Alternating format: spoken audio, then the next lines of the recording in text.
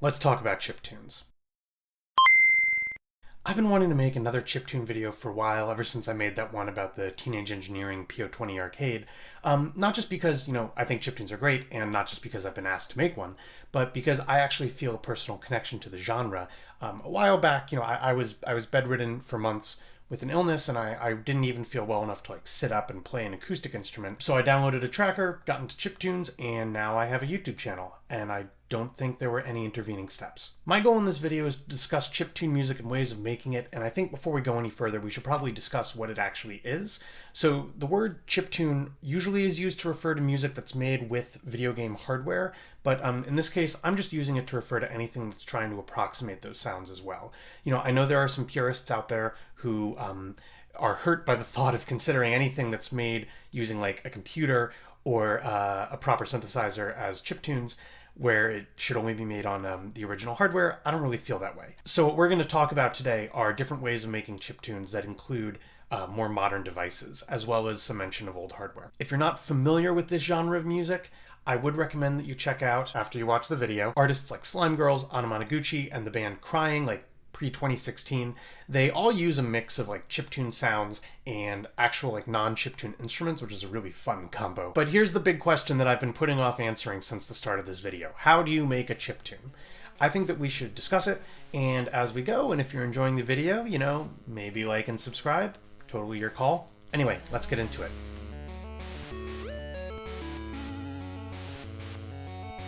The first method that I'd suggest to getting a chiptune sound, if you already own a Subtractive Synth or a Groovebox, is you can just use that. The classic chiptuney tones are square waves, pulse waves, which are like square waves except not a square, and triangle waves.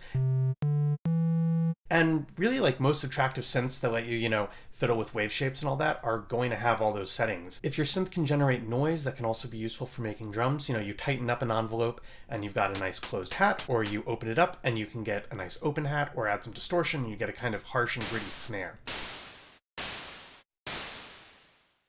As for something like a kick drum, you can actually make that with a synthesizer engine. What you need is a pitch envelope so that, when you hit the note, the pitch goes down really quickly.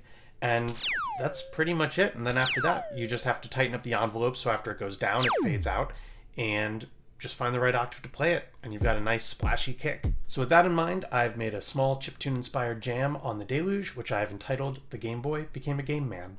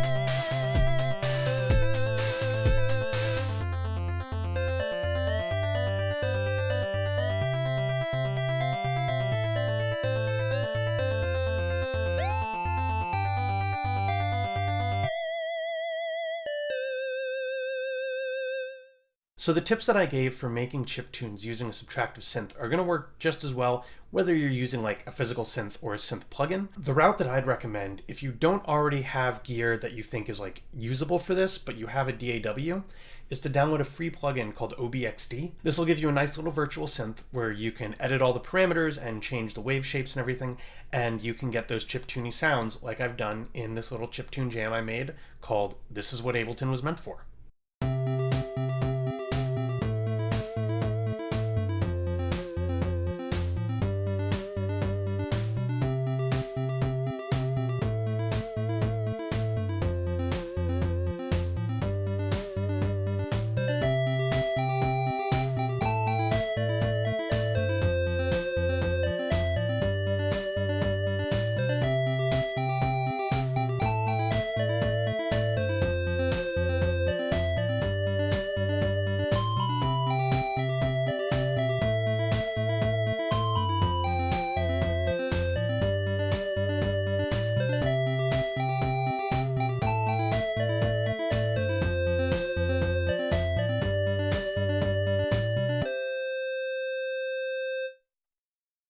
As long as we're talking about the computer, there's also a free program tailored directly to making chiptunes called Famitracker, which is actually what I used when I first got into it. Now, if you've never used a tracker before, the interface might look a little bit odd, but it's really not too difficult to learn.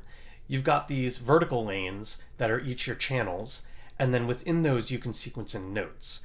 Within each channel, you can change which instrument is playing a note, which kind of makes sense. You know, if you think about old video game hardware where they couldn't have audio files and just had to trigger the sound card or sound chip, whatever the proper technical term is, it does make more sense to just have a few channels that you can have trigger different kinds of sounds than to try to have a channel for every kind of sound you want to use. Each of these channels are monophonic, and when you use Famitracker, you can get sounds like this.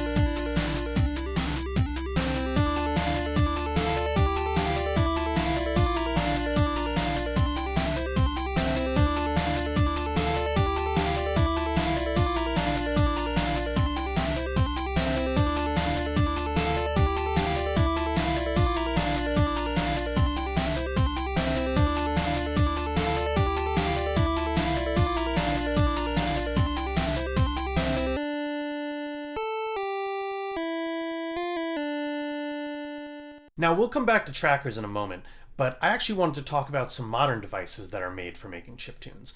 The one that I have in mind is Teenage Engineering's PO20 Arcade. I've already made a video about this before, so we're not going to go too in depth, but in my mind, the appeal of the pocket operators is that you get kind of like a trimmed down groove box that, well, fits in your pocket.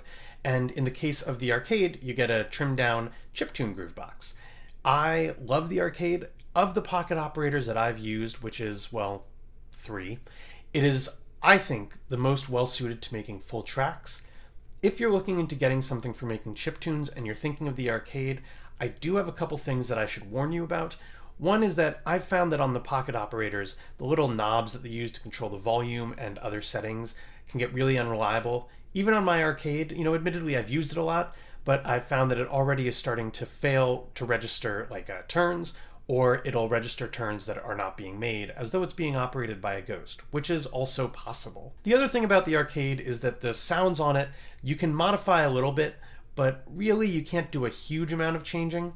It also has a chord drone that you can sequence in as well as effects, but because you can't change around the parameters of the chord too much, and of course you can't really change the parameters of the effects, everything that I make on it I feel does sound kind of samey. Like if I made a whole album with the arcade, it would be unmistakably all made with the exact same device, which, you know, can grate on the ears a little bit, but it depends on the person. Teenage Engineering also have a pocket operator called the Robot, which also does chiptune sounds. I think it's a little bit more melodically focused. And there's the Sonicware Liven 8-bit Warps, which is a really cool name for a 6-voice chiptune groove box. The reason I'm not really going to talk about those is I haven't used them, and I wouldn't really feel comfortable recommending or steering you away from them when, you know, I don't know anything about them. But anyway, here's a little jam that I made on the arcade, which is untitled.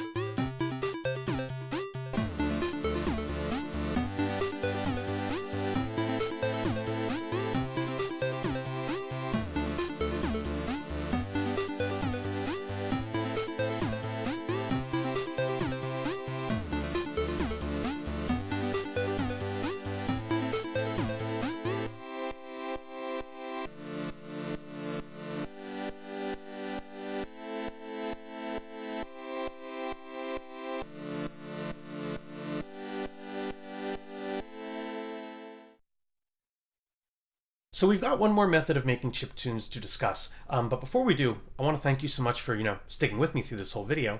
And, if you're enjoying it, please consider leaving a like and a comment to let me know, and subscribing if you haven't already.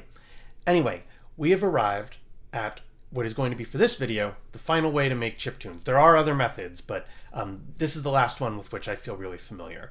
And it is, as I kind of touched on before, using the original hardware. In this case, a Game Boy.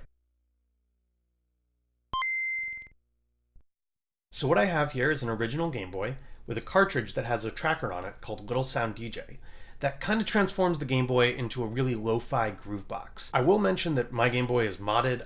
The bass has been boosted on it, and also there's a backlight added to the screen because if you've never used an original Game Boy before, the screen is very difficult to see in optimal conditions and almost impossible to see otherwise. On LSDJ, you build your songs out of phrases, and then within those phrases, you can edit them to be different lengths and change around the notes and such that are in them. As is the case with trackers, you've got the vertical channels. You have 2 pulse channels, which are for your pulse waves. And then you have the wave channel, which I use for like triangle wave basses. And then the last one is a noise channel, which I use for making hats and snares and risers.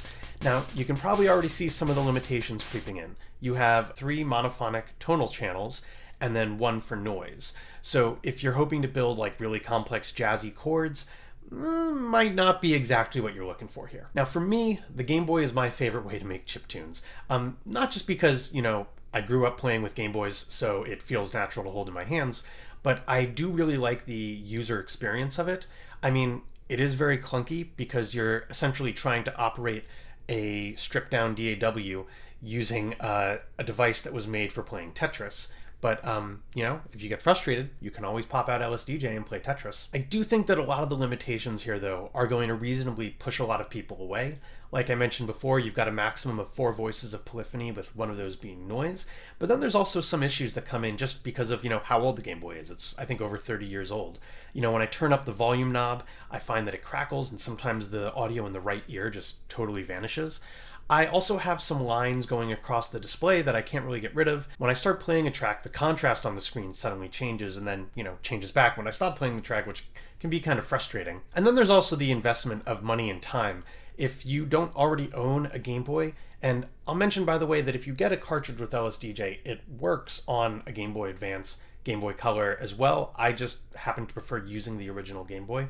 But if you don't already have a device that you can use it with, then you're looking at buying, an original Game Boy. If you want to do the mods that I mentioned before, that's another investment of time and money. You have to get Little Sound DJ on a cartridge, which, again, another investment of time and money.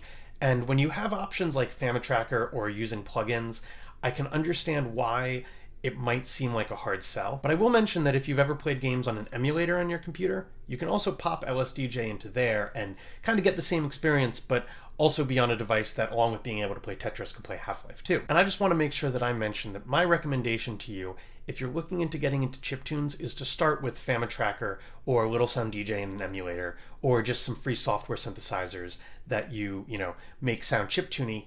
I don't think that you should go out and spend money right away on something like this. There's free programs, you can always try them out, and if it's something you want to invest in later, go for it. But anyway, before we get to our conclusion, I should probably play something that I've made on the Game Boy. This is a cover of one of the opening songs from JoJo's Bizarre Adventure.